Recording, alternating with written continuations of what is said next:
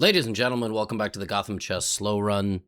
In today's episode, we will finally cross 1800 ELO. I started at 400, and I have climbed all the way up now by 1400 rating points, explaining every game, opening, middle game, end game, tactics, strategy, and so on. Folks, as always, this series is brought to you by myself. If you have enjoyed this series, you should know that in a little bit of time, on October 6th, my next book comes out, and I will be doing some events in New York City and one in Ridgewood, New Jersey. This will be a meet and greet, Q&A. You'll get a book. Hopefully, you'll get it signed. It'll be a lot of fun. And if you are in Europe, you can come see me in Köln, Antwerp, Amsterdam, Zurich, Paris, London.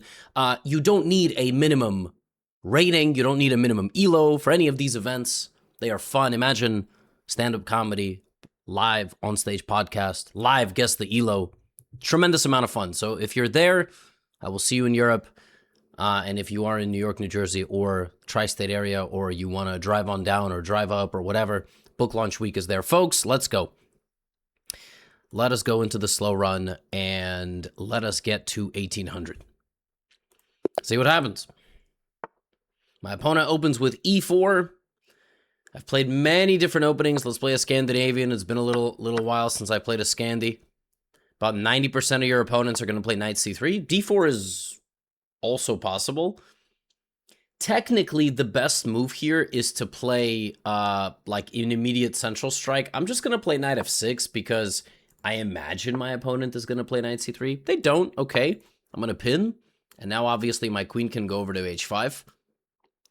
I'm kind of surprised that the only Scandinavians that I've played ever since crossing 1600 have not played what traditionally is known as, the best move. D4, C4 is totally fine. There are a couple of ways to play the position. Going all the way back is passive. I don't really love that. I could throw in a check, but then, and with the idea then to take the knight, but of course there is this move. Queen a5 check is less good now because knight c3 comes out and the c-pawn is not really blocked. I mean, right, you could do anything. Putting the queen on d6 is certainly a normal option. And now my opponent is just blocking my pin. Okay. I can immediately strike the center pawn with this move. I kind of like that, and then try to long castle. That looks actually quite reasonable, but it's also probably very normal to just play pawn to e6 here, develop my bishop, and castle. Could have also dropped back. Now, a move I'm not really afraid of is c5 ever. I'm going to drop this back. I see no reason to take right now. c5 I'm not really afraid of. It's a very short-term kind of dopamine gain. And I just drop back, and it immediately grants me access to this d5 square. Everything is working, right? Everything is good. Knight c3. A nice way to meet this move is to, instead of castling, to play the move a6, because there could be knight to b5, which could be a little annoying. I also can play c6. So far, actually, my opponent has gotten a very pleasant position from the opening. And again, it's because after d4, maybe I could have, rushed in with a little bit more aggression. But all right, now the move c5 has been played. c5 has been played. And I think my opponent's going to attack me. I'm playing someone, I guess, yes, you can't see it, but I'm playing someone from the Philippines. And I was asked a question on, I did a flagrant podcast, and the question was like, do different people from different parts of the world play different chess? And I was actually saying, like, sometimes, it's true. Like, sometimes you can expect a, more fighting and tactical game, and other times you can expect something a little more, boring and positional. But all the strong, like, Indonesian, Filipino players, even at my level at like 28, 2900, like the games are tactical. They're intense. It's not like sometimes I play like some of these like Russians or something, and the game is more boring. So it's kind of fascinating. Chess is kind of fascinating like that. So my opponent has done well, played very, I would say, aggressively. But now it's time for me to utilize the central squares here that have been weakened. So d5 has been weakened. The pawn over there has been weakened. I'm not going to rush with this move, because then the position is going to open up and my pawn here might be weak. If my opponent goes queen b3, then I can take. Because here the queen is going to be under attack. And I mean, I always have rook b8 to protect my b7 pawn, but this was definitely an overcommitment. If this pawn was back here, and my opponent's bishop like went there just to kind of develop everything, I think white would have had a comfortable advantage. But now we're going to try to utilize that square. And just in general, the targeting of the position. Honestly, retreating here could very well be the best move. At which point, I'm definitely considering dropping my knight in and making a trade so that my bishop can come there and apply some more pressure. The biggest problem of a 1700 who's trying to become a lot stronger is incorrect transformation. They don't know what to do when there is nothing obvious in the position. And right now, this is the obvious thing. So, you know, maybe dropping back, as counterintuitive as that might feel, might be the right decision. Now, if I take and take and take, they take. I go here, they could take. I don't want to rush that, but I think rook b8 sets it up. I mean, rook b8 looks very passive, but this is a very prophylactic move. And my opponent did not respect my idea here. Now I just need to really make sure that if I enter this, it's good, right? Now, it looks freaking good, you know? It looks good. I am going to win at least the pawn, but my opponent is going to get the two bishops. Now the question will become, do I take with a queen or not? So here, if I take with a queen, they take. C7 is hanging. So I see no reason to do that. Let's just go here. Now, there is bishop takes c7, queen takes queen d4, but that doesn't work.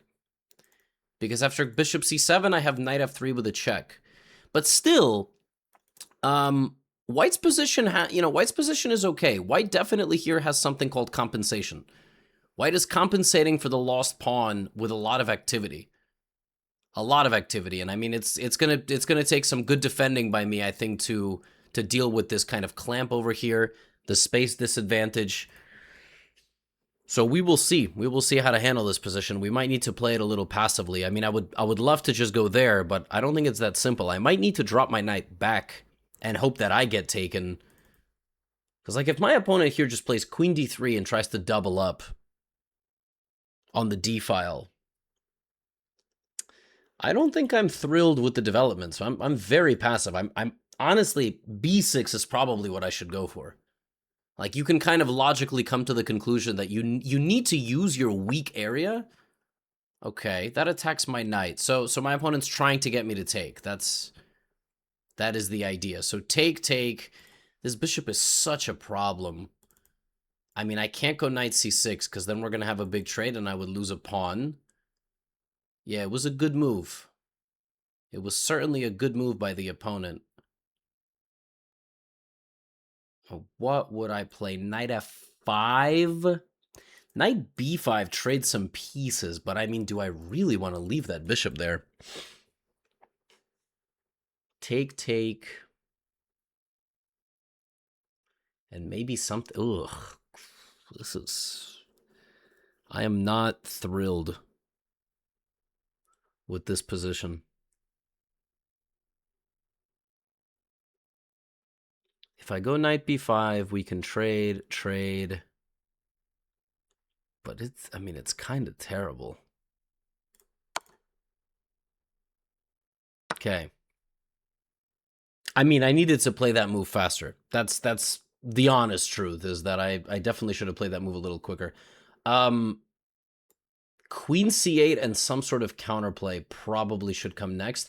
I could go for knight d5 and try to trade. I'm a little worried my king is just super weak in that position. This is very, very unpleasant, this position. I'm gonna go queen c8. I'm not happy.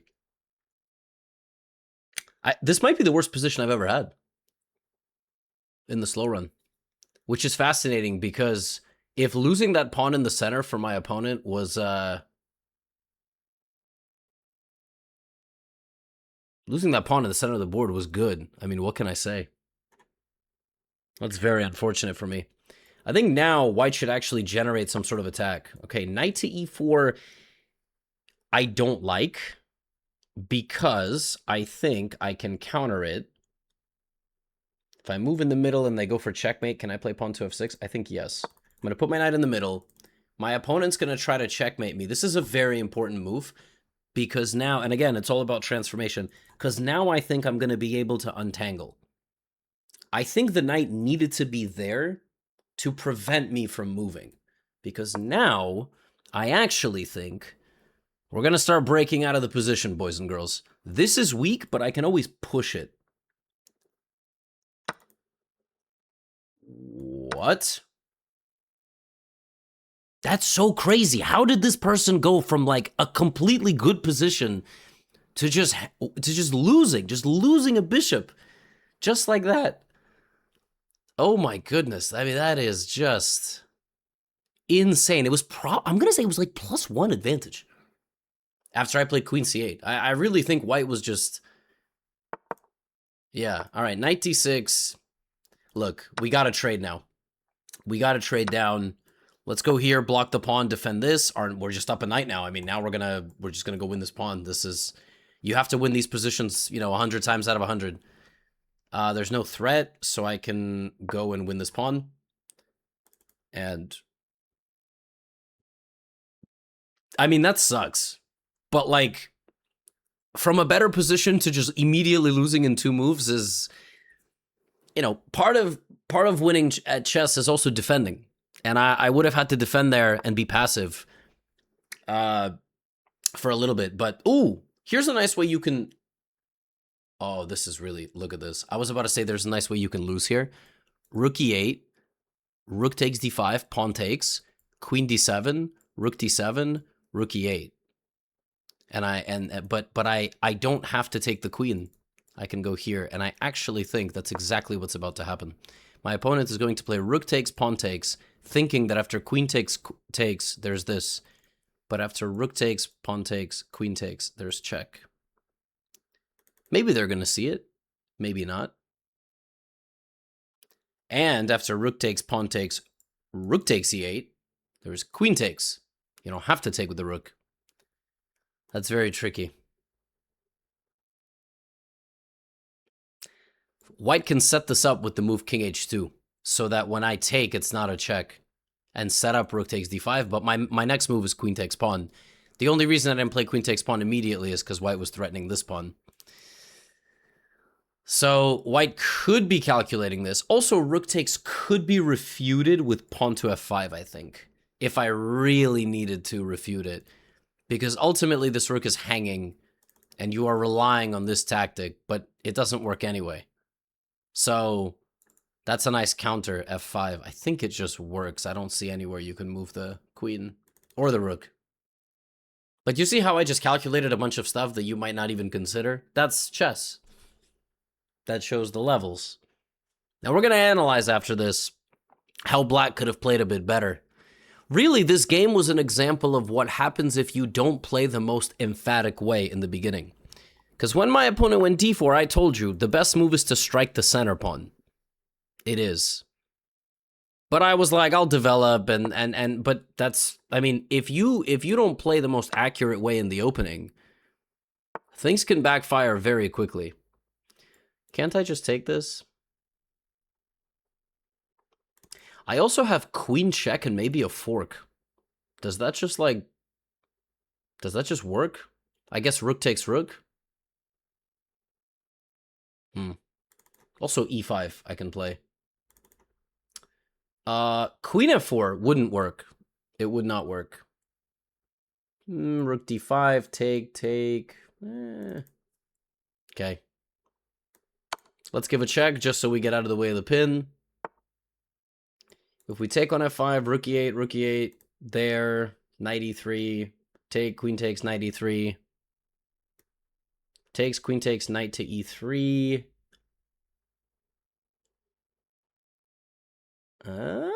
This is a little trickier than it looks.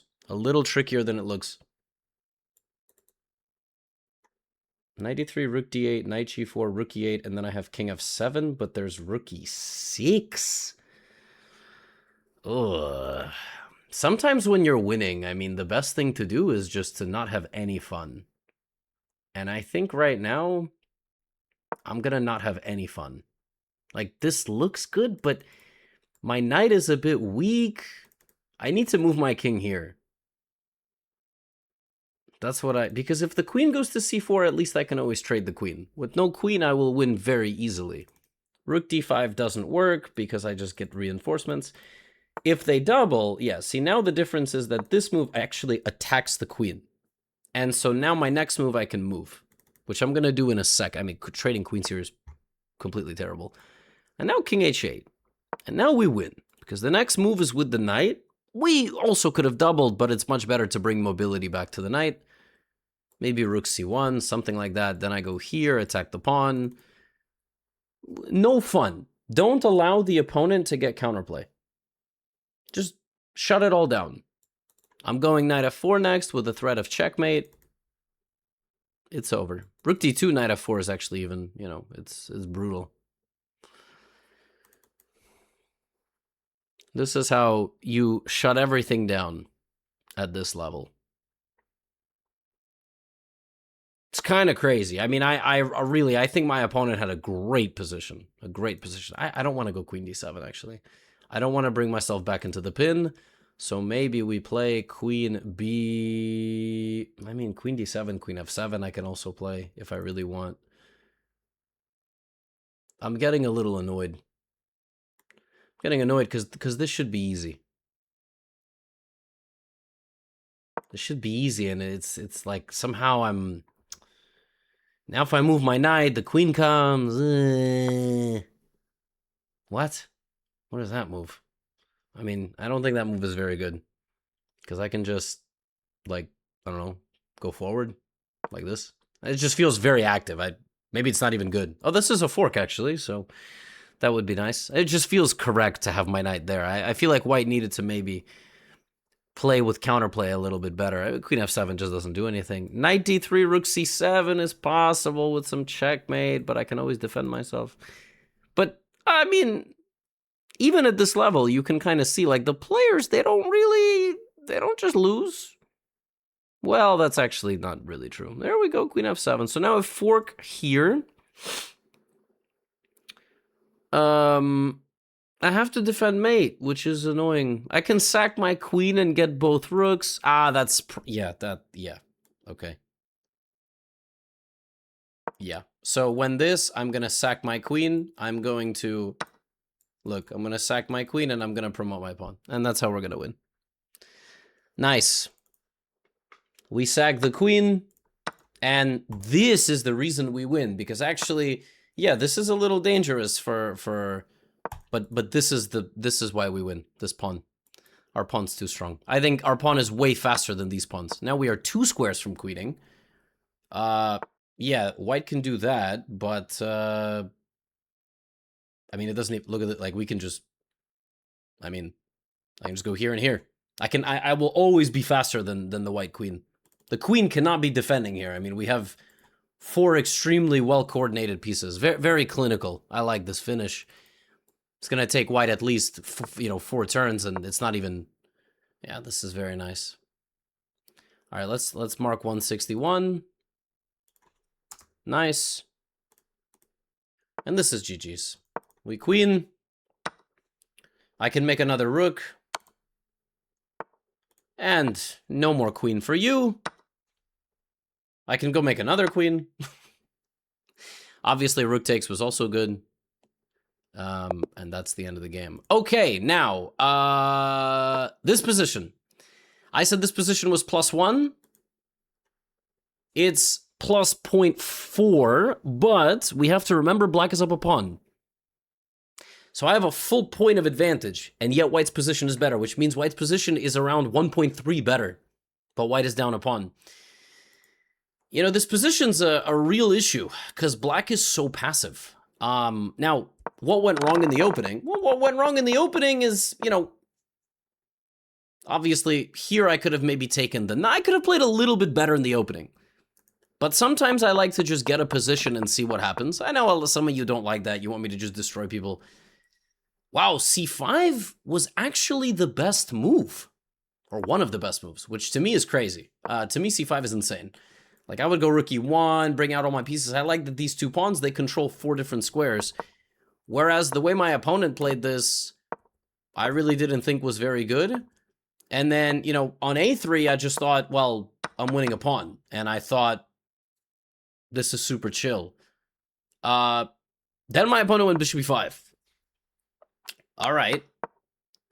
And, wow, knight 94 is actually a move. It's actually... 94 is actually a move, which is crazy. I mean, to me, wow, okay, it's only a move if you repeat. It's only a move if you repeat.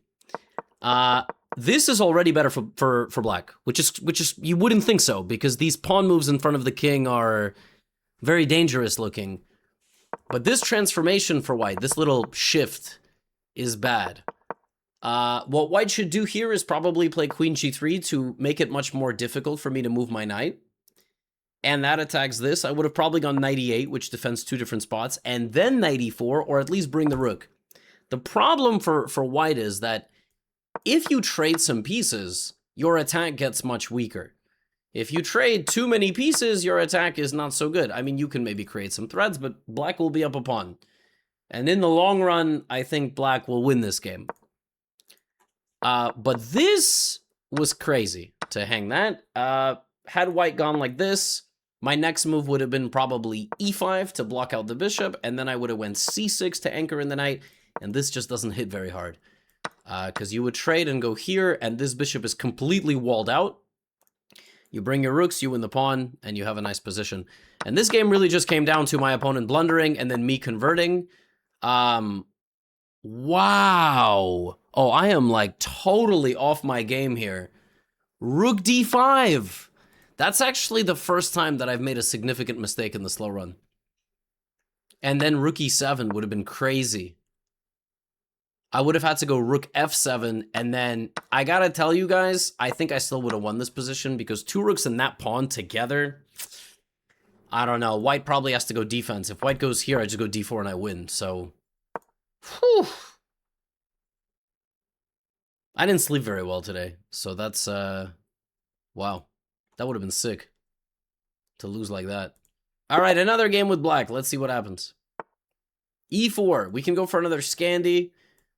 Can go for e5. I mean, my two favorites, right? Let's go e5. Bishop c4. I like to wait here. I like to play knight c6. Although knight f6 is a little better against the bishop's opening because you can play c6, d5. But let's see what white wants. There's no way we're getting scholars, right? At 1800? Wow. Really? That's just shocking. Okay, so, I mean, this is a person who plays the scholar's mate, but plays it in, like, a more correct way. I mean, it's not completely stupid. It's a little stupid, but not completely stupid. The point is that now I don't have knight d4, right? So, you know, you would think that you just study this and you get a very easy game and you win. Sometimes white likes to use this pawn as well. Like if you play bishop c5, white is going to go g4. Let's develop the... Let's go like this, so we can always counter this.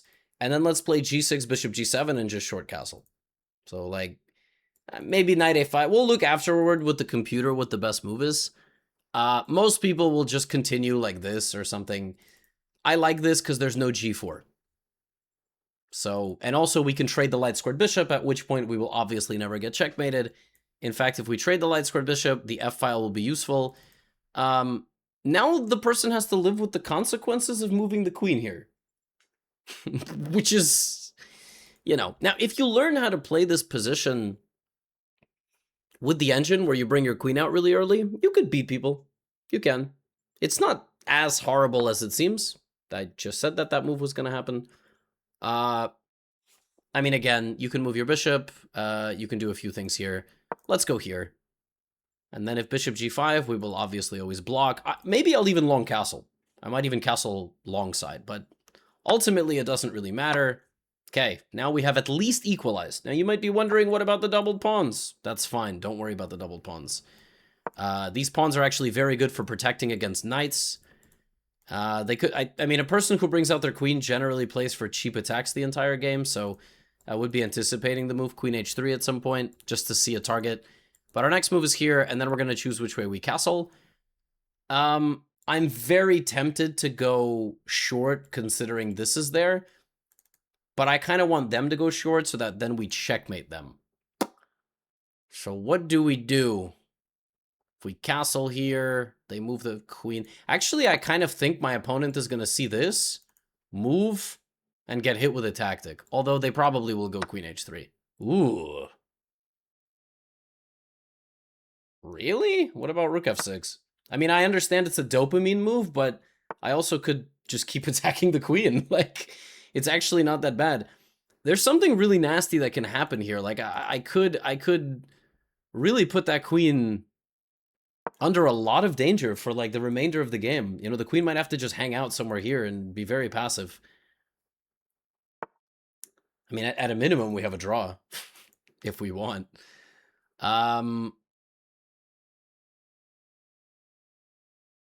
Where do I want the queen is really the question. This is a very funny position. Let's go queen d7 and bring our second rook. Position is still around equal, I think. Something like f4 can happen. Okay, now I really want to punish the opponent for playing like this, but I don't think I can, which is ridiculous. I don't like how I'm playing this. I'm not a huge fan.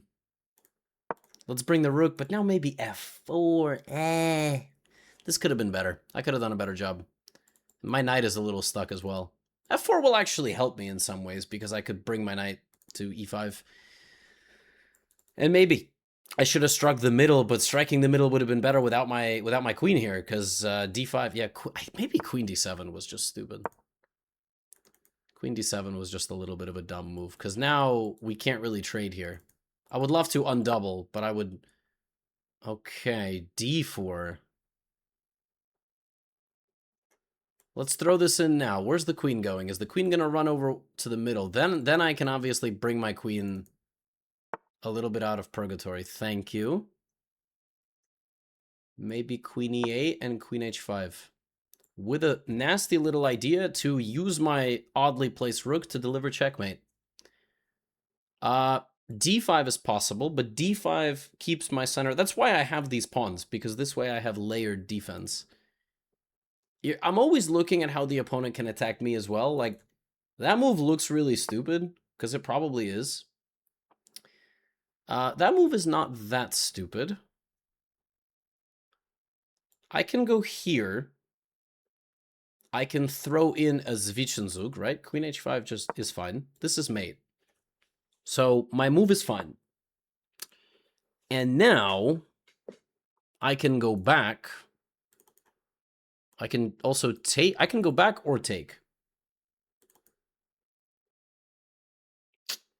If I take and they take with the pawn, I have to move my knight. Do I have a tactic? Do I have like any, first of all, do I have any ideas here? Like if I go rook g6 sets up rook f3, but there is knight g3, which is coming, which I'm not a huge fan of. This little transfer to go attack looks cool too. Maybe. Let's go here. I'm not taking. You have to take me. Knight g3. I don't like that the knight is going to get to f5. Which my opponent has played. So now I have to be a little careful here. There is pawn takes, and then the knight can come to f5. But I think if I'm smart, this shouldn't really matter.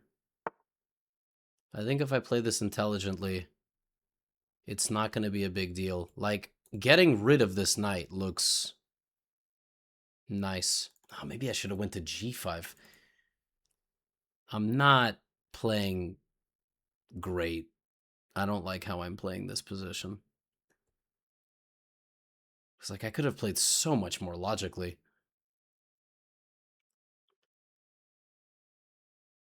All right. Do I actually... No, now I can't even go queen. Oh my god, what am I doing? Let's go here. Sometimes these slow runs are hard to... Because you wanna be smart and explain, but you just play some stupid moves. I don't know what... Let's just not blunder anything. That would be That would be really bad. All right. I'm going to get you out. And when my opponent goes knight f5, inevitably, I'm going to bring you back.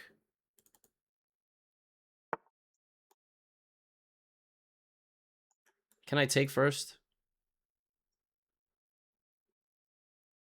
I think I'm going to take first. Then if this, I bring you back. So queen has to take.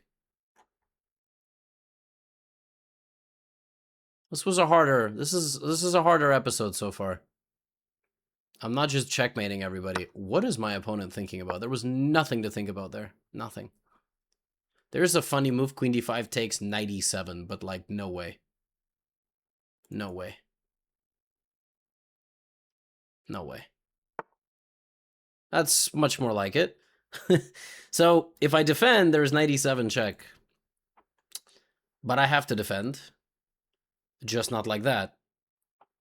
Sacking the rook here is obviously bad. Rook f7. I have to speed up. That's actually really the bigger thing, is that I should play faster. Let's go here. I'm not blundering anything, right? Knight h6, I'm just taking. And now I'm going to counter with knight e6 and maybe an attack of my own. I mean, I have a triple battery on the f-file. Like, this has to go for something. But really, my king needs to leave, because that enables all my play. But this is certainly my next move. Then this, or this. And then we ride. There's a lot of tactics my opponent could blunder. All right, of course we have to go knight e6. This was the move that we've been talking about. There is no g6, unfortunately, and there is no rook sack. I am not sacking the rook. Now this is playable. But I still think g6 is what I need to accomplish. Let's go here. So now there are no more knight checks for my opponent. There's nothing on e7.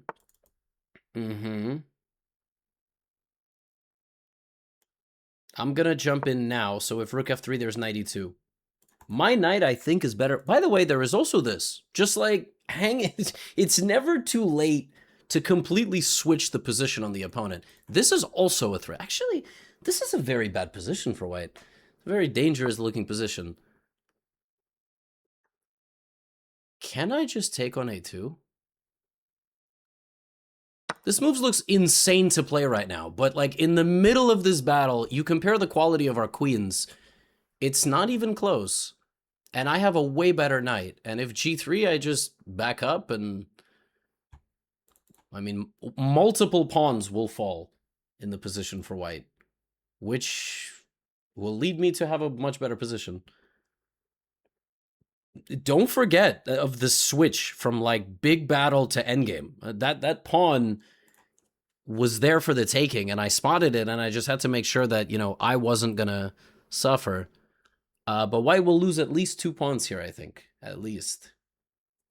I guess they could move the b pawn. I don't know what that move does, the move that they just played. So I'm gonna take on b2, I think. Okay, 2 pawns down. We have a 2-pawn advantage. I think white was trying to go here so that this wouldn't work, but it still works. And this is actually countered viciously. So yeah, rook g3, knight e2 check. What's really funny about this position... Oh, I was supposed to see that was an alarm that I set for myself. I was supposed to wake up from a nap. I never got to nap. I decided to record this instead. What's funny about this position is the queen is actually sabotaging the king. Your queen does not belong in h2. For a person that brought this queen out this early, that is incredibly disrespectful to the queen to play like that. Now, I think white is going to move the king, lose this rook, and try to checkmate me anyway. Yes, exactly. But that should not work. I also kind of wanted to just take this. So if I take that now, and then they could take here, but I can take on f2. And if they take, I am up 3 pawns. It's not necessary. I mean, you don't have to do it, but I will. Because it's very clean. And now I take. Now there is no scary knight. And they can still very much lose this position by playing queen g4 and blundering mate in 1. I don't think that's going to happen. But now we have a 3-pawn advantage in the endgame. Well spotted by my opponent, I would say. I mean, and so now this is still an issue. So what about just a5? Like, we don't have to, yes. So now they're trying to instigate. a4 there is an issue. I like the clock play is actually quite good. So let's bring our queen back, and when this happens, we defend. Or g6. Honestly, we are making some weaknesses if we play g6, so maybe not, but... well, nice. Queen d7, maybe. And queen f7. Like, we're pinned, but it doesn't matter. I think white is going to play f4, because they're going to spot pawn takes, rook takes, but f4 will actually be countered with queen f7, and then we will line up our own attack. And of course h6 just so we never get mated. And if rook b1, we always play b6. This a pawn is an issue forever for white. White cannot trade queens, because the rook endgame will always be lost. Yeah, just b6. And now we will just hold this formation. We will make sure we never get mated, and then we will kind of dig our way out. But I think practically speaking, it's still a game. It's definitely still a game. Especially in low time. Very easy to blunder something here. Always have to look for tactics. Like, there's going to be moments I can move my rook. But h6 or h5, make sure we never get mated. I don't like g6 as much. I like h6 because we can sort of hang out here. g6 feels very loose, but... Anyway, c4 doesn't do anything. Maybe c5, but... Let's go queen f7. Or rook f7, by the way. Rook f7 is also fine. Trying to trade the queen. Of course, trading here is really terrible. I think white should go queen e4, which I think they will play, because they will spot this. And it's mate, by the way. I mean, I can't... So then I will play h6. Yep, there you go. Now h6. Now no mate. I think they're still going to check us, because they're hoping for a draw. But we always have queen f5, king h7. Now we are completely winning. c5, I probably take this way and have 4 extra pawns. I think that's the way to play. We're still threatening the queen trade. Try to stay up on time here. Try to play with confidence. Even if you don't see the immediate win, you don't want to get low on time. Very important. You don't want to get low on time. It doesn't feel like we're up 3 pawns. It feels like we're up 1 or 2. And this one's really annoying. If we can get rid of that one and just promote some pawns, that would be really nice. Sometimes in these positions, you just have to do what I like to call playing tennis. Like, you just make moves. You just hit the ball back. Because now they have to back up again. I don't exactly know where my winning idea is, to be honest. I'm just going to keep the pressure on the position and on the clock. Like, I can maybe go e4.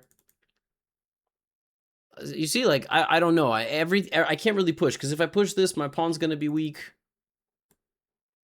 You know, I don't really want to go e4. It feels a little bit weakening. Let's go e4. But now I give my opponent a target, you know? So it's never that simple to win an endgame. Like, rook d4, rook e7, f3. Oops. Maybe I can take, actually. Queen e7, queen d4 check. That's probably winning. And if rook takes, I take the queen.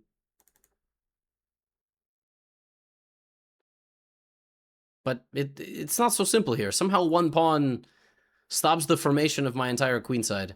I don't know what that does. Can I just push? I mean, I get it. They're trying to fight me on the diagonal here.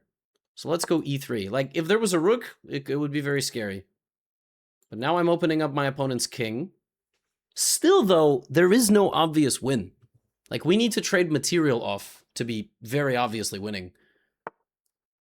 Now we are much more obviously winning, I think, because we can play like rook e7, And now that you've given us a pawn that's 2 squares away from queening, white will be forced to play very passive defense, like queen e2. And after queen e2, then we can start pushing the outside pawns. There's no need to rush. I can play something like queen d4. Like, we haven't even won, really. Like, the game is still going, you know? It's still kind of, like, possible for white to sort of fake some counterattack, like queen f5. And the game's not totally finished. Now the game is more finished. And oftentimes when it's this passive, we can play things like queen d2. Queen d2 is a really cool move, because after takes, they could win our rook, but we promote. We just have to make sure it's not a check. Actually, even if it was a check, it would be winning. And now this is easy. Now this is easy. You just push. Push. And push. Yep. Push and push. King f4, we push. Just push. There you go. Good conversion. Almost 1800. We're going to try to get there with one more game. It's already been a pretty long episode, actually. But I'm going to try to play a little faster the next game. Scholars made it 1800 is completely insane. Never thought I would see that. Yeah, the computer likes knight a5. I think the way we played is also very fine. This is way too prudent. Engine wants here to then come back and trade. Okay, I get it. But we played very prudent. And around here, yeah, queen d7 was really stupid. That was bad. I just wanted to bring the rook. The computer wants bishop here and queen here. That's much more, right?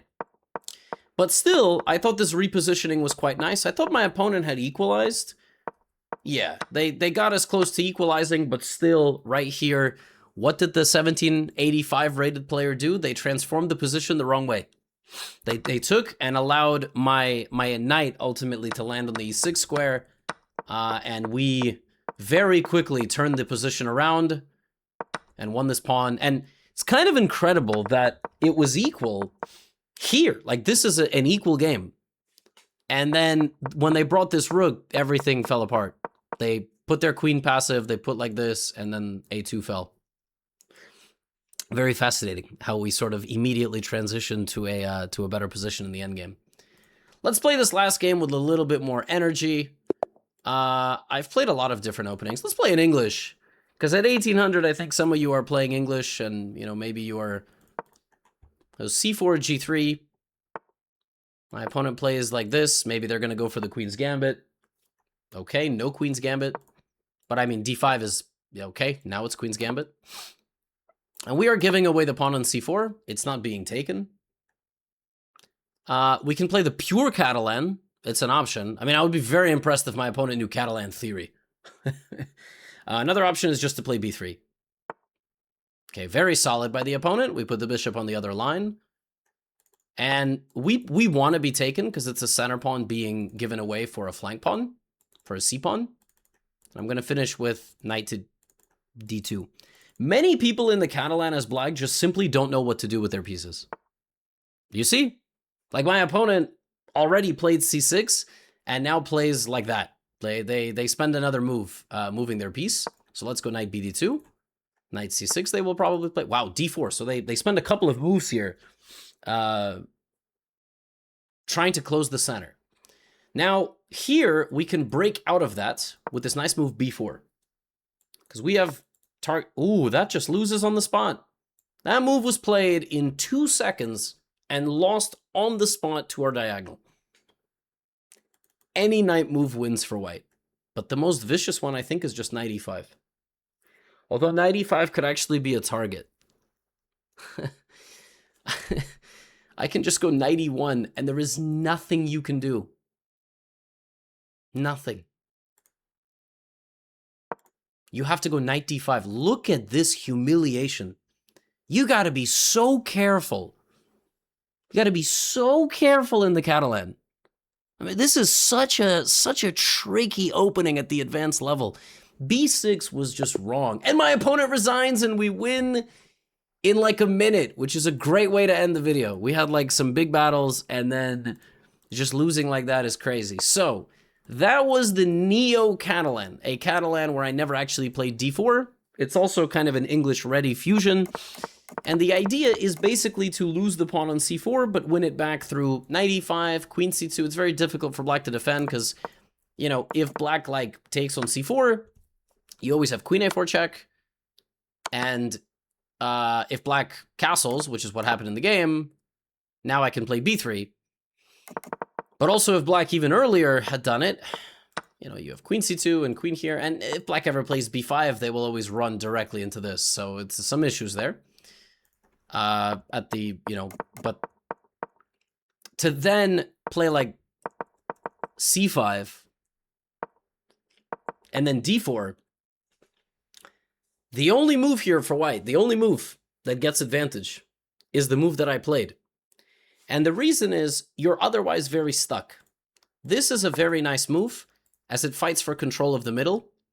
If black tries to control this completely, you actually can play b5.